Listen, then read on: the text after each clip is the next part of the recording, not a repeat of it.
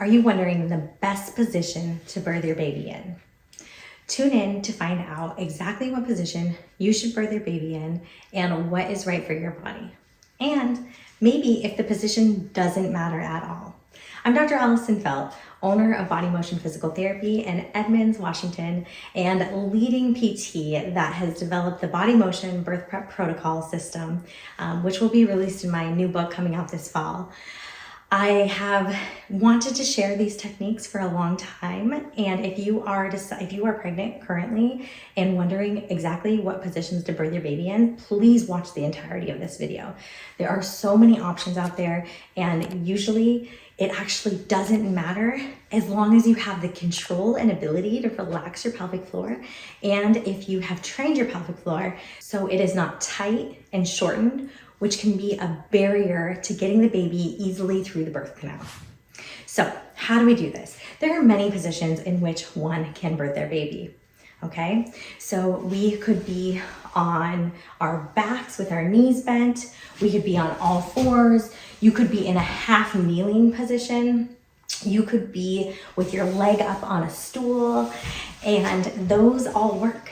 You could be on your side. If you deliver at a hospital and you have an epidural, usually there's only two positions available for you. That could be on your back or on your side. And occasionally there's a trapeze that you could hold onto the bar and be in a squat position for. So those are great positions. A lot of people come to me and say, hey, I've heard people get injured if they deliver on their back. Is that true? Of course it's true. People can get injured in any position that they deliver in. But more specifically, how can we prepare the pelvic floor so that if you end up on your back, you're not pushing for hours and end up with this massive 3rd degree tear or 2nd degree tear? How can we minimize the trauma that you experience to the pelvic floor itself? Sometimes people come to me and say, hey, I delivered on my side, and so I got a nerve injury because of the side that I delivered on. If you're on your side, then sometimes your pelvis is thought not to open both directions. It's blocked by the bed on this side, and so then can only open on this side. So that can cause injury, but truly injury can happen in any position. So I want to be here to break that myth that it doesn't actually matter what position you birth your baby. As long as your pelvic floor is dynamic enough to get the baby out, then you don't have to push hours and hours and hours and create a lot of trauma and tearing to the perineum. All right, so this is the pelvis. Here is the pelvic floor. Of course, you're going to see the urethra, you'll see the vagina, you'll see the anus. Now, if we birth baby through vagina and our vaginas aren't used to overstretching in this direction, there can often be tearing that occurs. There is 1st degree tearing, which is tearing just through the initial, it's a very small tear. Then there's a 2nd degree tear, which can go up and towards the anal sphincter. And then there is a 3rd degree tear, which can start to go through the anal sphincter, and the 4th degree tear goes all the way through the anal sphincter. Typically, those require surgery, reconstruction. Now, it makes sense that a woman would tear when the baby comes through the birth canal if the tissue isn't already going through those positions. So there's something called perineal stretching. That is commonly talked about, usually starting at 36 weeks, so occasionally at 32 weeks. There is research that supports that it helps the tissue, but it does not help prevent the tearing. But if we can help the tissue get more blood flow, get a little bit more elasticity prior to the birth, then that can help the healing times. Okay, so that can be a really beneficial thing. However, what we do in a pelvic floor physical therapy office with our birth prep protocols is we prep all 3 layers of the pelvic floor. So the pelvic floor is 3 layers. It is this first layer, which is oftentimes where those tears occur. It's the second layer, which is a fascial layer with some sphincters that control like the urethra, so how you pee and whatnot. So if you can relax to go pee, that's controlling that urethral sphincter. And then you have the 3rd layer, which is these deep, deep layers. These connect to your hips as well. And so oftentimes, because before we have kids, we usually don't connect to these areas. You know, we're not taught as children to be like, oh, let me relax my pelvic floor and get in touch with my pelvic floor. No, that just doesn't happen. So we have to learn how to relax these muscles, and we have to learn how to open and bulge these muscles. All right, so a few things you can start to do to change the length of your pelvic floor muscles is to see a pelvic expert physical therapist. Body Motion has a travel program. You can come for a week and stay in town and come for therapy consecutive days in a row, and we can change the length of these muscles for you. Then we can teach you how to maintain that length so that you can effectively breathe your baby out in any single position that you choose. So that's an option. B is you can work with our online birth prep program, and you can learn how to start controlling these muscles with that program, and that's an online program. You can find that in our link below. But truly what I want to show you here is we're going to start breathing together to start to open up and relax these muscles. This is really important. There's research that shows that women who walk down a dark alley tend to naturally contract their pelvic floor. They don't actually know that they're contracting their pelvic floor, but they walk down the dark alley. The biofeedback that's connected to their perineum in these studies then shows the muscles contracting and holding. Oftentimes, once that pattern occurs, we don't just naturally let it go.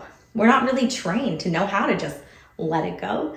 And so much of our life is lived in a very stressful environment or in a high go, go, go state that usually our bodies are more in this fight or flight, or what's called sympathetic response, where we are currently, where we are always go, go, go. That state of being, that emotional state of being, increases the tightness, the tension, and the contraction and shortening of the pelvic floor itself. So we want to be in a state that doesn't cause that constantly. We want to be in a constant state of relaxation, or at least be able to get there. If you're in this constant state of contraction and tightening and go, go, go, then you're going to have a hard time getting baby through that go, go, go state, no matter how hard you push. Okay, and that can lead to hours and hours of pushing. Sometimes it leads to cesarean because baby isn't progressing down through the birth canal. So we want to help prevent that. And so how we do that is by training all three layers of the pelvic floor and by connecting our breath to these muscles, okay? Once we have that and we can breathe these muscles into relaxation, and that our relaxation state goes into more than just a semi-relaxed state. Once we can really start lengthening these muscles and opening these muscles up, then we're going to be able to achieve new lengths. And so when we're in labor and baby is coming, it won't matter what position we birth our baby out. Now in our clinic, we test what positions can you relax the most? Where do you have the most control? Is it on all fours? Is it standing supported on a table, with a table in front of you?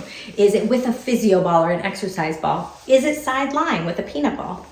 Okay, so with your leg up on a peanut ball. Those are all valid and good positions.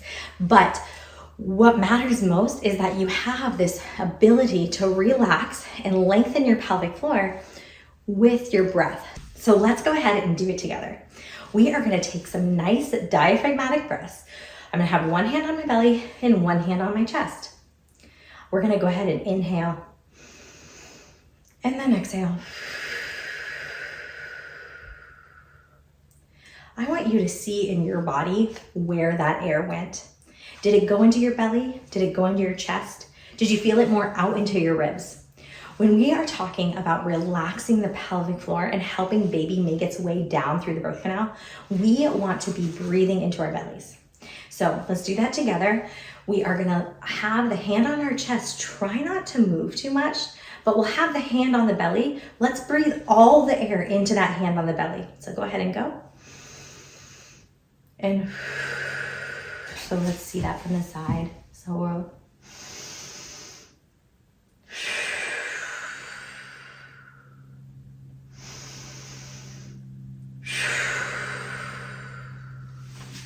now, when you're in labor, this is the type of breath pattern that you want to use to help move baby down through the birth canal and help open up the pelvic floor. All right. So regardless, if you're watching this video and you're like, I need to know the best position for my own body, then absolutely come see us, because we can help change the pelvic floor muscles, A, so you're not pushing through a brick wall, and B, so we can find out at which position does your pelvic floor have the most elasticity. All right, well, thank you for joining me today. Please stay tuned, subscribe to my channel, and I am here for more information for you. If you have any questions at all, please drop them in the comments. I am happy to respond to you and help you have the best birth of your dreams. Take care.